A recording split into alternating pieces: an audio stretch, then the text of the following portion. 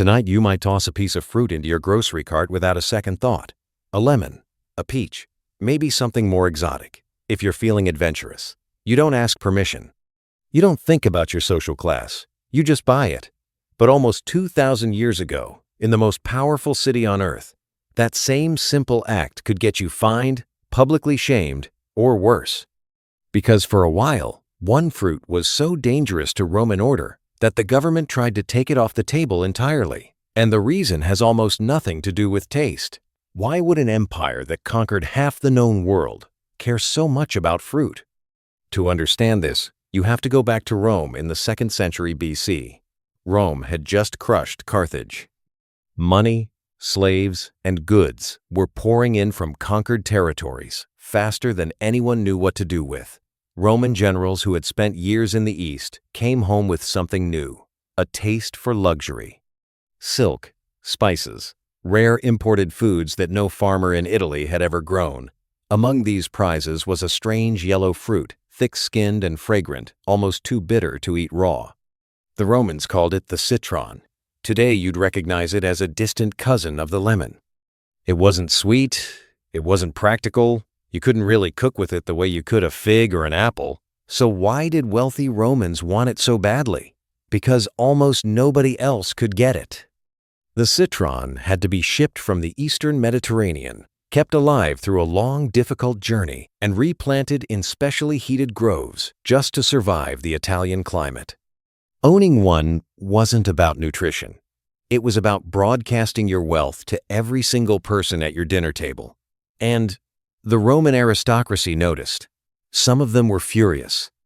This is where the historian Cato the Elder enters the story. Cato served as censor, a role that gave him direct authority over public morals and behavior. He looked at what conquest was doing to Roman values and did not like what he saw. Cato believed that traditional Roman virtue, discipline, thrift, plainness, was being replaced by something soft and foreign. So he pushed for laws that limited exactly this kind of display. Expensive clothing, elaborate banquets, rare imported food, anything that let a wealthy Roman show off in a way that undermined the old social order. These weren't vague suggestions. They were actual laws, called sumptuary laws, and Rome passed a startling number of them. In 161 BC, the lex fania limited how much a host could spend on a dinner party and how many guests could even attend. Later, in 115 BC, the lex aemilia went even further, banning dormice, shellfish, and imported birds from Roman banquets entirely. The Roman writer Pliny the Elder recorded these restrictions in his Natural History, describing a culture practically at war with its own appetite. Rare and imported foods, the very category the citron belonged to, were treated less like ingredients and more like contraband. Here's the part that should stop you. This had almost nothing to do with health, religion, or taste. It had everything to do with power. The classical historian Emanuela Zonda has argued, in her research on Roman luxury regulation, that these laws weren't really about controlling what people ate. They were about controlling who got to rise in status and how fast. A newly rich merchant serving citron at dinner wasn't just showing off. He was quietly claiming equality with families whose names had meant something for 300 years. That was the real threat, not the fruit. The message the fruit sent. Think about what that means. An entire government apparatus, senators, censors, magistrates, mobilized against a piece of produce because that produce had become a symbol nobody in power wanted circulating too freely.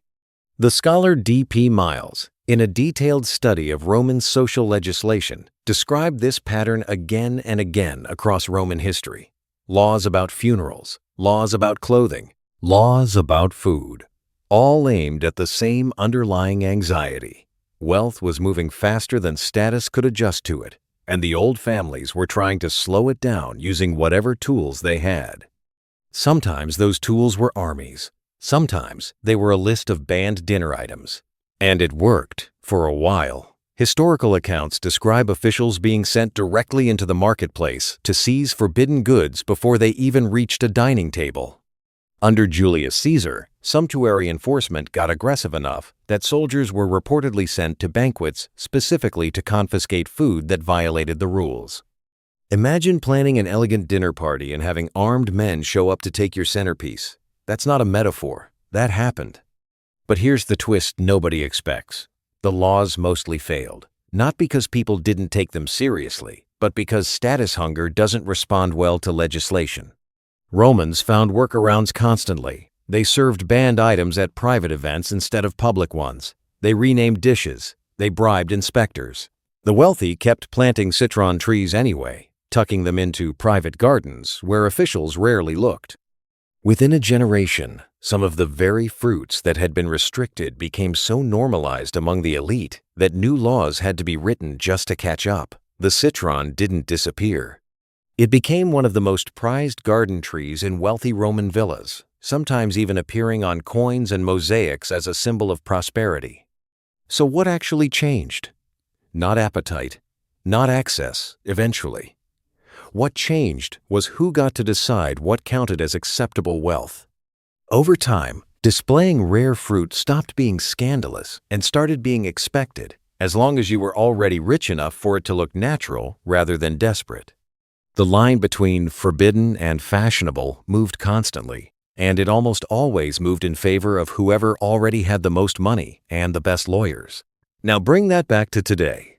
You don't have censors walking through your local supermarket confiscating rare produce.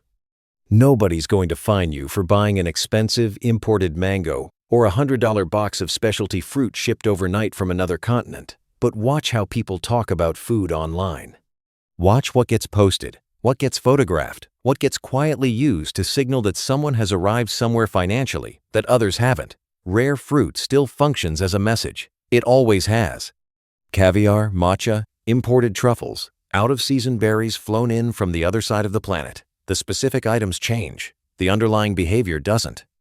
Psychologists who study status signaling describe this exact pattern.